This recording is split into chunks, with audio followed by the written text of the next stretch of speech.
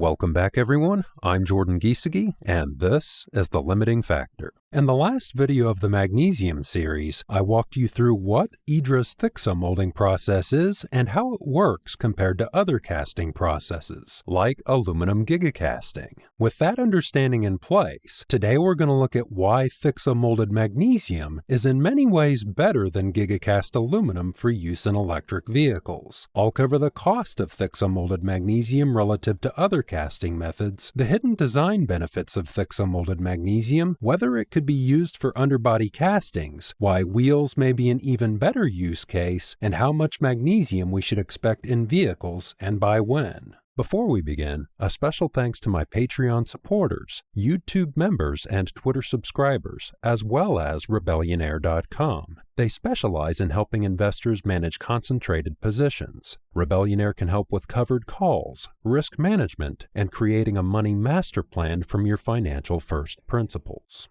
Let's start with the cost of thixomolded magnesium, because all automakers, including Tesla, are doing everything they can to reduce the cost of electric vehicles. This image from Salzburger Aluminum Group, or SAG, compares the performance of a number of metalworking technologies. Let's pare back the bubble plot to the technologies that are relevant to this video: vacuum-assisted die casting, semi-solid die casting, and forging. SAG didn't provide any assumptions or notes on the slide, but I'll add some for context. The first assumption is that vacuum-assisted die casting is just high-pressure die casting with vacuum assist, which is what Tesla uses for their aluminum gigacastings. So I'll replace the words vacuum-assisted die casting with aluminum gigacasting to make the image more clear. The second assumption is that semi-solid casting refers to Rio casting because this image came from a video on Rio casting. Rio casting was covered in the last video, and the short story is that, like thixomolding, Rio casting uses a semi-molten slurry to produce high-quality castings at a similar cost to thixomolding. So I'll replace the words semi-solid casting with thixomolding because the cost and quality are the same, but thixomolding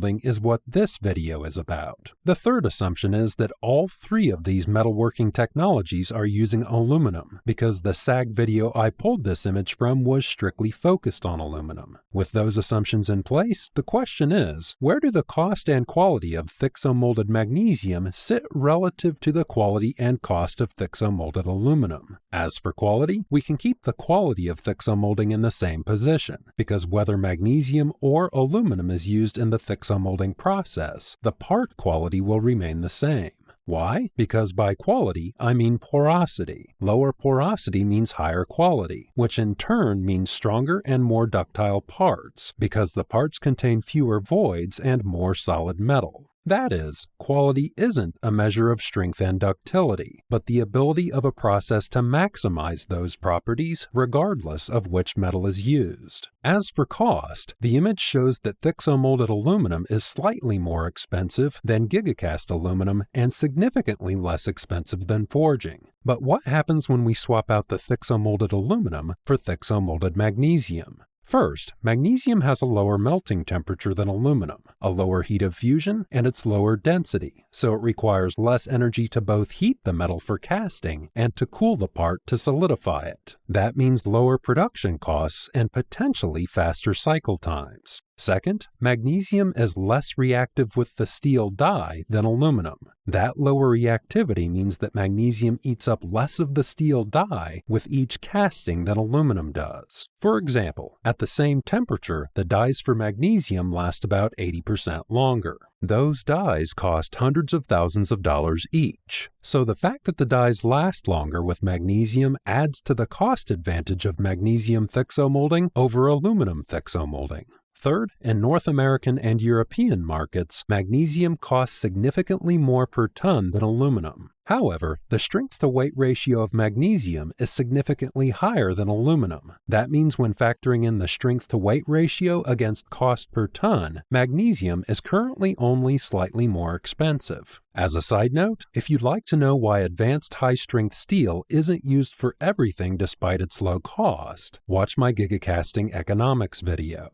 Let's be conservative and say that the current additional cost of magnesium feedstock balances out the savings from its lower energy costs for heating and cooling and lower die replacement costs. If that's the case, the cost of Thixomolded magnesium should be roughly on par with the cost of Thixomolded aluminum. So for the moment, I'll keep the bubble for Thixomolding in the same position and rename it magnesium Thixomolding.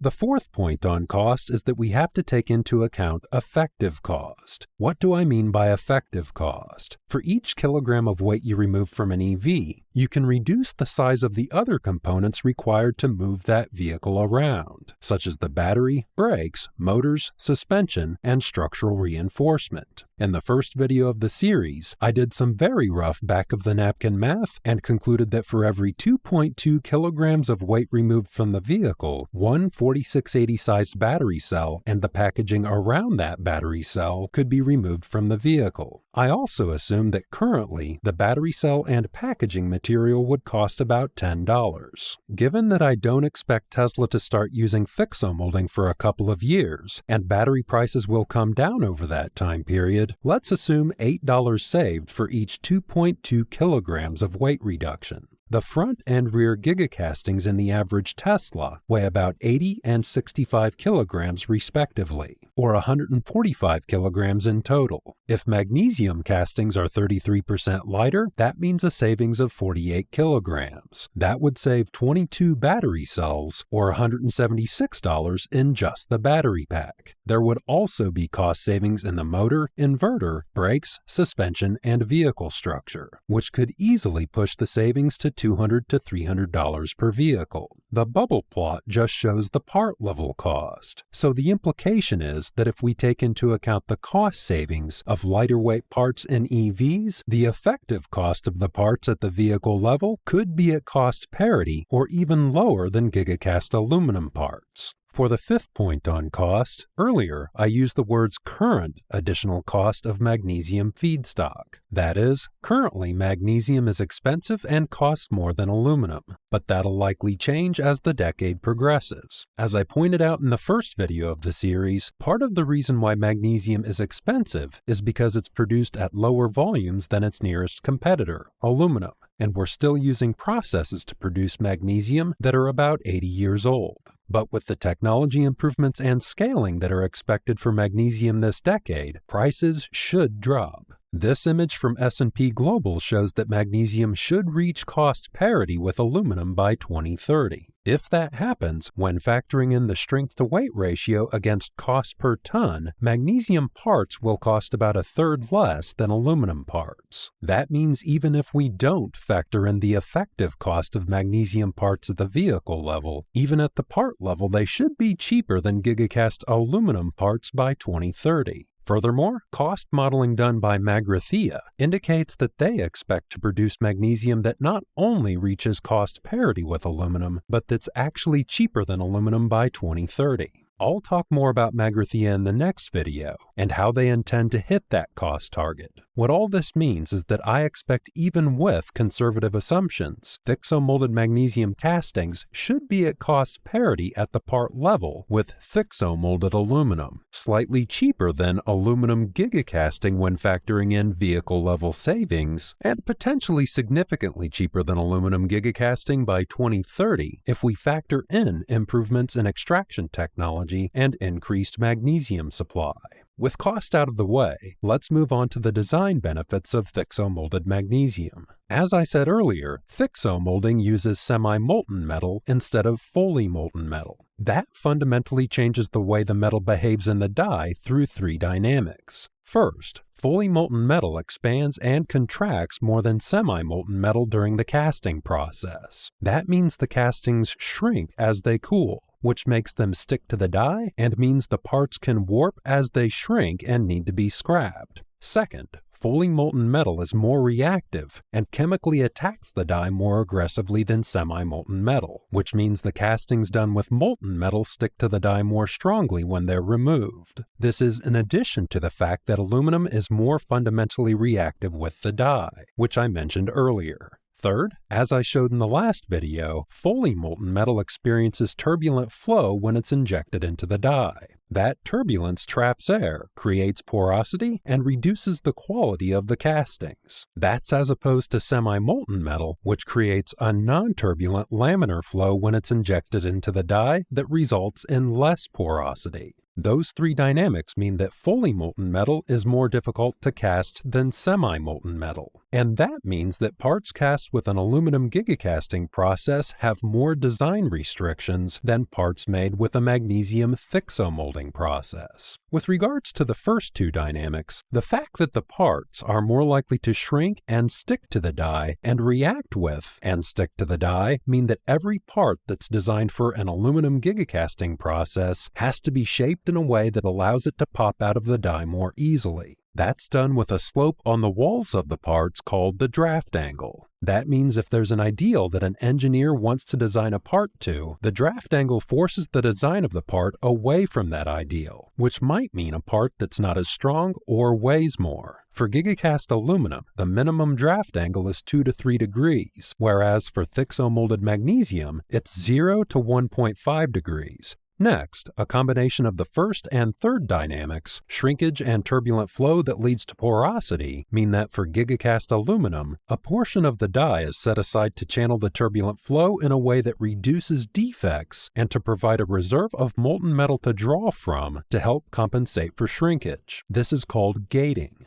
What this means is that for each unit of metal that's used in a thixomolding process, more of it goes to the final part rather than being wasted as gating material that has to be stripped off, scrapped, and recycled. So if both an aluminum gigacasting machine and a thixomolded magnesium machine have a maximum shot weight of 20 kilograms, the actual final part weight of the thixomolding machine will be closer to 20 kilograms than for the gigacasting machine. Finally, as for the third dynamic, lower turbulence and porosity, by itself it has two knock-on effects. First, it means the minimum wall thickness for magnesium thixomolding is 0.8 millimeters versus 2 millimeters for gigacast aluminum. If that design benefit carries through to larger gigascale thixomolded parts, it may allow engineers to thin out parts of the casting that weren't able to be made thinner with a gigacasting process, meaning lighter parts. The second benefit of lower porosity is higher part consistency. The location and concentration of where porosity forms in cast parts is random. That means some parts are stronger or more ductile than others. So when a part is designed, it has to be designed so that the weaker or less ductile parts are still up to spec, which to a certain extent means the part has to be overbuilt. With higher part consistency, the parts don't need to be as overbuilt, which means lighter parts. The net effect of a smaller draft angle, thinner minimum wall thickness, more efficient use of material, and greater part consistency means that with thixomolding, engineers can make a bigger part that's more effective for a specific use case for the same kilogram of metal.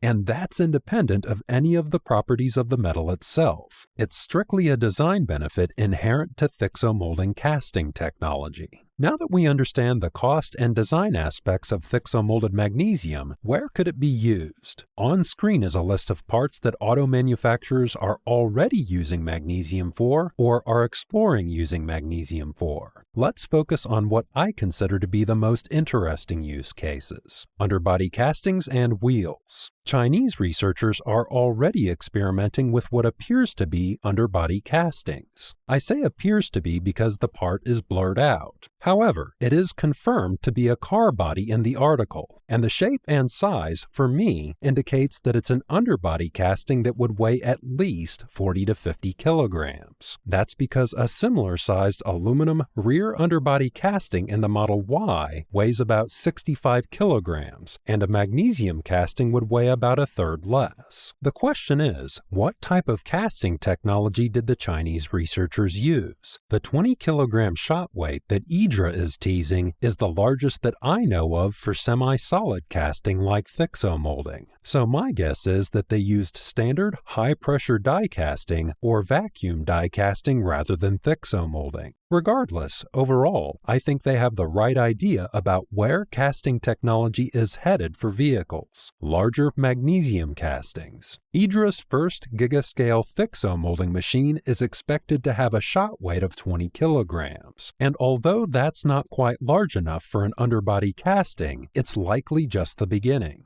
As I said in the last video, just as the size of gigacasting machines nearly tripled in the last few years, the same is likely to happen with Thixomolding machines. And in my view, the shot weight for magnesium Thixomolding may not even need to triple from 20 kilograms to make castings that are the size of a 60 to 80 kilogram aluminum casting. And that's for 3 reasons. First, magnesium is less dense than aluminum, so it can produce parts that are 50% larger for the same shot weight. Second, as I said earlier, Thixomolding makes more efficient use of the casting metal because it requires less gating, so a greater portion of the metal is used for the actual part than to accommodate for turbulence and shrinkage. Third, Tesla recently revealed that they're designing their newer castings in a way that encourages the flow of molten metal through the die. For the casting on screen, they used a 6,500-ton gigapress, which just a couple of years ago would have required an 8,000-ton gigapress. With all that in mind, I wouldn't be surprised if by 2026 or 2027, Idra has a second or third generation gigascale Thixomolding machine that can produce front and rear underbodies that are equivalent in size to the front and rear gigacastings used in the Model Y. In the meantime, it's a target-rich environment for Idra's Thixomolding machines that have a 20-kilogram shot weight. On that note, why does Idra refer to the 20-kilogram shot weight for magnesium Thixomolding as gigascale, if current underbody gigascale castings weigh at least 65 kilograms? I can't speak for Idra, but for me, it's because the 20-kilogram casting is produced on the same Idra gigapress machines as the 65-kilogram castings. The only difference is that the 20-kilogram casting requires Idra's Thixomolding piston injection unit that's bolted onto the gigapress, which I covered in the last video. Lastly, before we move on to magnesium wheels, an interesting side benefit of a magnesium underbody casting is that magnesium is great at turning vibrational energy into heat that's quickly dissipated, also known as damping. If you're curious about the science behind damping, the information on screen does a good job of explaining it. We don't need to get into that much depth today. The key takeaway is that magnesium has several times more damping capacity than aluminum. That means if it's used for structural and suspension parts, it can create a vehicle with better ride quality while maintaining a firm body structure. Let's move on to wheels. The use of cast magnesium wheels was fairly widespread in the 1950s and 1960s because they're about 25% lighter than aluminum wheels and about 40% lighter than steel wheels. However, among other things, they were prone to corrosion, so for the most part they were abandoned by the auto industry. The one exception was high-performance race cars and other performance vehicles because corrosion resistance wasn't a key requirement. Then, in the 1990s, racers started using forged magnesium wheels because they're even lighter than cast magnesium wheels. That's because, as I showed earlier, forged parts offer the highest part quality and therefore the highest strength and ductility. But the drawback of forging is that it's the most expensive metalworking technology. You probably see where I'm going with this. Thixomolded Magnesium produces parts that are nearly as high quality as forged parts, but at a much lower cost. So I'm expecting to see the resurrection of cast magnesium wheels, except this time using Thixomolding. What about the corrosion concerns that caused magnesium wheels to be abandoned? A lot has changed in 50 years. As I showed in the first video of the series, with newer alloys, corrosion is now a solved problem. And if more corrosion resistance is needed, the wheels can be coated, which is often done with aluminum parts as well. As a result, magnesium wheels on the market today can have up to a 10-year warranty, and can even outlast aluminum wheels. Some people might also raise flammability as a concern, but it's the same deal. Even a dash of calcium can dramatically reduce flammability. If you'd like to know more about that, watch the first video of the series. All that aside, and getting to the main point, why are lighter wheels such a big deal? They have a big impact on vehicle efficiency because they have lower rotational inertia. In simple terms, what that means is that the lighter the wheel, the easier it is for the motors to spin that wheel, meaning greater vehicle efficiency and range, and faster acceleration. For example, the aluminum 20-inch Uber turbine wheels used on performance Tesla Model 3s and Ys weigh 13 kilograms each. Cast magnesium wheels of the same size weigh about 10.2 kilograms, and forged magnesium wheels 7.4 kilograms. Thixomolded magnesium wheels would probably weigh about 8 to 8.5 kilograms. That means a weight savings of about 5 kilograms per wheel, or 11 pounds, by using Thixomolded magnesium wheels instead of cast aluminum wheels, for a total weight savings of 20 kilograms or 44 pounds for all four wheels. That's roughly in line with the test that Tesla owner Silicon Valley did, where they reduced the total tire and wheel weight by 52 pounds or 23.6 kilograms. The result was that they saw a 4 to 6% range improvement. So with a 20 kilogram weight savings, the result would probably be closer to 3 to 5%. That 3 to 5% range improvement would likely be more than the range improvement provided by replacing the aluminum underbody castings with magnesium, which would improve vehicle range by around 1 to 2%. That is, the wheels would provide double or triple the range improvement while using roughly 1/3 the magnesium. Furthermore, with Thixomolded magnesium wheels, the vehicle would not only see a 3 to 5% range improvement. The wheels would be cheaper than cast aluminum wheels, they would provide better ride quality through improved damping, and the car would also be more nimble and accelerate faster because the lighter weight wheels are more responsive, much the same way that wearing tennis shoes makes you more agile than wearing heavy boots. Before we move on, it's worth making two more points on magnesium wheels. First, the technology to cast even one Thixomolded magnesium wheel, which would weigh at least 8 kilograms, only arrived last year when 10 kilogram shot weight Thixomolding machines hit the market. Now that the technology is there to cast wheels that large, and even larger, in the next 3 to 5 years, Thixomolded magnesium wheels could become a trend. Second, bear in mind that the 3 to 5% improvement is for a large wheel used on a performance vehicle. For smaller efficiency vehicles, they tend to use smaller rims and narrower tires to improve range and reduce production costs. So it might not make sense to use magnesium wheels on, for example, a robotaxi. But I can't see a good reason why higher-end vehicles like the Model 3, Y, S, X, or even the Cybertruck wouldn't use Thixomolded magnesium wheels. Now that we've covered the benefits of Thixomolded magnesium and its uses, how much magnesium can we actually expect to be used in vehicles? McKinsey expects that at least 5% of the weight of a new vehicle produced in 2030 will be magnesium, which on average is about 100 kilograms of magnesium per vehicle, or enough to replace the underbody castings. On the high end, they estimate it would be up to 16% of the vehicle, which in my estimation would mean replacing all of the parts we see on screen with magnesium, maybe more. Either way, analysts are expecting large increases in the amount of magnesium used in vehicles, because currently the average vehicle is less than 1% magnesium. That 1% tends to be used in smaller parts like the screen mount for Tesla's vehicles, but that'll change with the ability to do larger, ultra-high quality Thixomolded magnesium castings. The question is, why are analysts so bullish on magnesium and what factors are they looking at? This spider chart for 2020 from S&P S&P Global's automotive materials team in Detroit shows the performance of magnesium and aluminum across a range of properties. Magnesium is in black and aluminum is in blue.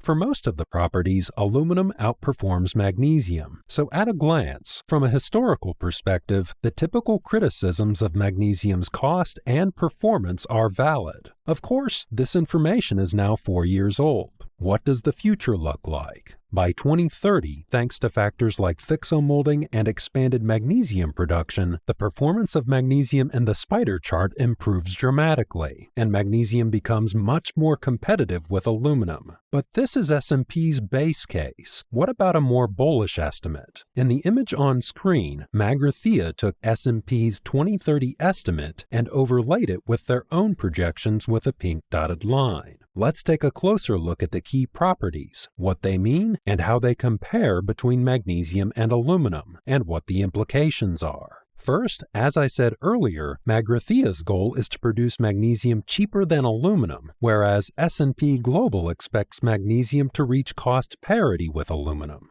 Either way, both forecasts are bullish for magnesium, and cost is the single most important property on the spider chart. Why? Despite the drawbacks of magnesium due to its light weight, at the right price it's considered a useful replacement for aluminum. Depending on what the magnesium to aluminum price ratio is, sometimes overall it's actually preferable to use magnesium. So if the price of magnesium can be reduced on a sustained basis and its performance increases, it will become the dominant lightweight structural metal. The next most important property is availability. If there's not a relatively broad supply chain for magnesium with a number of suppliers, manufacturers won't build their products around it. Even in S&P's base case scenario, availability improves dramatically between 2020 and 2030. Magrathea, on the other hand, has aggressive scaling plans that I'll cover in the next video. Next, energy absorption is likely referring to buckling. Buckling refers to how the geometry of a structure responds to compression and bunches up like an accordion. For example, if you look closely at Tesla's gigacastings, you can see wavy, accordion-like geometry designed to do exactly that, buckle. Stiffness is a function of how much stress a part can take before it deforms, or for those familiar with stress-strain curves, it's the slope of the line. As for toughness, they're likely referring to fracture toughness, which is how resistant a material is to crack propagation. In 2030, energy absorption, stiffness, and toughness are close enough to aluminum that magnesium will likely be able to serve as an alternative in most use cases. And notably, magnesium in 2030 outperforms the numbers for aluminum from 2020 in both toughness and stiffness, 3 versus 2 and 4 versus 3 respectively, and it barely falls short in terms of energy absorption, at 9 versus 10. That is, S&P assumes that by 2030, magnesium will have considerably better stiffness and toughness compared to the aluminum of 2020 while achieving 90% of its energy absorption. That should put to bed the frequent arguments I've heard against magnesium's suitability for automotive use cases because it can't compete with aluminum in terms of its structural properties. That may have been true in the past, but new alloys and better processes are being developed each year. Furthermore, it's the whole spider chart that matters, not just one or two properties. The fact that magnesium will offer lighter weight parts at equal to or lower cost than aluminum means that it'll offer better value for money for EVs, where cost and weight considerations dominate. The other material properties could be accommodated for with fractionally thicker parts, while still maintaining the cost and weight advantages. As a side note, I've also heard criticisms of the fatigue and creep performance of magnesium. With thixomolding, magnesium performs as well as or better than Gigacast aluminum for both properties. However, that's deeper than we need to go today, and I may do another video in the future that dives deeper into properties like creep, fatigue, stiffness, and energy absorption. In summary, in my view, a number of factors are converging that may mean that by the end of the decade, Thixomolded Magnesium will replace Gigacast Aluminum as the best way to reduce the cost and weight of vehicle components. First, EVs can afford to pay a premium for lightweight materials because a lighter weight vehicle needs, for example, smaller motors, batteries, and brakes, which are high-cost components. That'll drive increased demand for magnesium because it's the lightest structural metal, allowing for a greater reduction in high-cost components than aluminum. Second, in the past few decades, alloys have been developed that reduce the flammability of magnesium, increase its corrosion resistance, and improve its overall performance, which further increases its utility and therefore demand. Third, the factors that we covered in depth today. Magnesium thixomolding will be able to produce parts that are higher quality, use the space in the die more efficiently, extend the die life, and allow for part designs that are closer to the optimum part design rather than a design that's been compromised by limits on draft angles and wall thicknesses. This will also increase the demand for magnesium.